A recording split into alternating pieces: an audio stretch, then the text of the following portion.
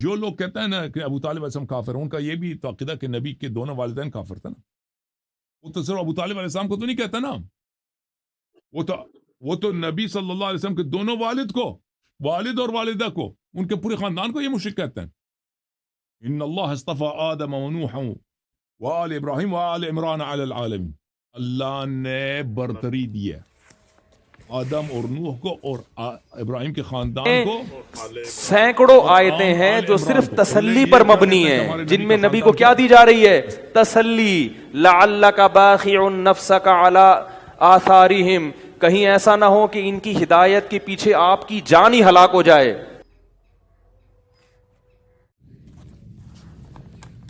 السلام علیکم دوستو، آج کی ویڈیو میں ہم آپ کو دکھائیں گے حسن العیاری اور مفتی طارق مسعود صاحب. تو حسن العیاری صاحب کہتے ہیں کہ حضرت محمد صلی اللہ علیہ وسلم کے چاچا کے بارے میں، حضرت ابو طالب کے بارے میں کہتے ہیں کہ کتابوں میں آیا ہے اس کے حوالہ کہ وہ مسلمان ہیں، اور ادھر سے مفتی طارق مسعود صاحب کہتے ہیں کہ نہیں، وہ کتابوں میں دکھاتے ہیں کہ وہ مسلمان نہیں تھے تو وہ کفر پہ اس کی موت ہوئی ہے. تو دیکھتے ہیں پہلے حسن العیاری کیا کہتے ہیں. ویڈیو دیکھیں، اس کے بعد آپ کو ہم طارق مسعود صاحب بھی دکھائیں گے، وہ بھی قرآن سے دکھائیں گے. تو یہ ویڈیو دیکھ لیں پھر. یعنی غم سے، کیونکہ نبی صلی اللہ علیہ وسلم حیران ہوتے تھے کہ ان کو میں نے معجزے بھی دکھا دیے، اور میں نے بتایا کہ یہ بت ہیں جن جو نہ سن سکتے ہیں، نہ دیکھ سکتے ہیں، نہ بول سکتے ہیں، ہر طرح سے سمجھا دیا. ٹھیک ہے. اور میری 40 سالہ زندگی بھی انہوں نے دیکھی کہ زندگی میں کبھی میں نے جھوٹ نہیں بولا، امین اور صادق مشہور ہوں. اور یہ پیغمبروں کا انتظار بھی کر رہے تھے کہ ایک نبی آنے والا ہے. سب چیزیں ہو گئیں پھر بھی نہیں مان رہے، تو ٹینشن تو ہوتی ہے نا. تو قرآن نبی کو کیا کہہ رہا ہے کہ مزید ٹینشن لیں؟ نہ قرآن ٹینشن کیا کر رہا ہے؟ کام. نہ ٹینشن نہ لیں، ٹینشن نہ لیں. انت علیہم بمسیطر، آپ ان پر نگہبان نہیں ہیں، داروغہ نہیں ہیں، گن پوائنٹ پہ نہیں لائیں گے آپ کسی کو، آپ سے سوال نہیں ہوگا. آپ بلغ ما ارسل الیک من ربک، آپ کا کام ہے پہنچانا. یہاں تک کہ اپنے سگے چچا ایمان نہیں لے کر آ رہے، جنہوں نے آپ کو پالا بچپن سے. چلو وہ تو دشمن تھے، وہ ایمان نہ لائیں تو انسان صبر کرتا ہے، یہ تو دشمن ہے. اپنے سگے چچا جنہوں نے بچپن میں پالا، کفالت کی آپ کی، 3 سال رسول اللہ صلی اللہ علیہ وسلم کا بائیکاٹ کیا ہے قریش نے، کھانا پینا بند کر دیا، شعب ابی طالب کی گھاٹی میں بند کر دیا بنی ہاشم کو، کہ ان کا 3 سال تک کوئی لنک نہیں ہوگا ان سے، تاکہ یہ رجوع کریں اپنے دین سے. ابو طالب بھی آپ صلی اللہ علیہ وسلم کے ساتھ اس گھاٹی میں بند ہوئے، ایمان نہیں لائے مگر اپنے بھتیجے کا ساتھ دیا. اتنے اچھے چچا لیکن ایمان نہیں لائے. کیسا نبی کا دل کڑتا ہوگا کہ نہیں ہوگا؟ موت کے وقت آ کے نبی نے کہا کہ ایک دفعہ کلمہ پڑھ لیں تاکہ قیامت کے دن آپ کی بخشش کر سکوں، سفارش کر سکوں، آپ کی اللہ سے بخشش کی دعا کر سکوں. کیسا دل مچلتا ہوگا نا.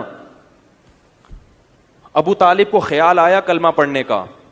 قریش کے جو سردار تھے انہوں نے ابو طالب کو دیکھنا شروع کر دیا کہ کلمہ، کتنا غصہ آیا ہوگا نبی کو ان سرداروں پہ کہ میرا چچا جس نے میری اتنی کفالت کی، مجھ سے اتنی محبت کی، آج وہ میرے سامنے جہنم کی آگ میں داخل ہو رہا ہے اور یہ کمبخت کھڑے ہوئے اس کو ورغلا رہے ہیں.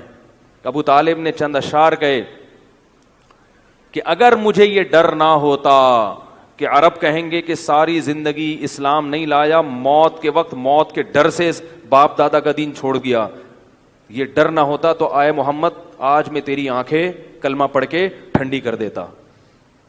لیکن اس کو انہوں نے غیرت کا مسئلہ بنا لیا کہ میں مروں گا تو سردار کہیں گے کہ یہ ایک زبان والا نہیں ہے. زبان تبدیل کر لی انہوں نے. کرنا تھا تو پہلے ہی مان لاتا نا، اب کیوں؟ اور وَلَقَدْ عَلِمْتُ بِأَنَّ دِينَ مُحَمَّدٍ مِّن خَيْرِ أَدْيَانِ الْبَرِيَّةِ كُلِّهَا، مجھے یقین ہے کہ محمد جو میرا بھتیجا دین لے کر آیا ہے تمام دنیا کے دینوں میں سب سے افضل ہے. لولا الحذار لولا الملامت او حذار مسبت، اگر ملامت کا خوف یا لوگوں کے برے بھلے کہنے کا خوف نہ ہوتا تو آج میں اپنے بھتیجے کی آنکھیں ٹھنڈی کر دیتا. کیسا دل کوڑا ہوگا میرے بھائی, کیسا, جس کو جہنم کی آگ کا یقین ہے اور ان کو معلوم ہے کہ میرا چچا جہنم کی آگ میں داخل ہونے والا ہے, کیسا تڑپ رہے ہوں گے. اور ابو طالب کی آنکھیں بند ہو گئیں.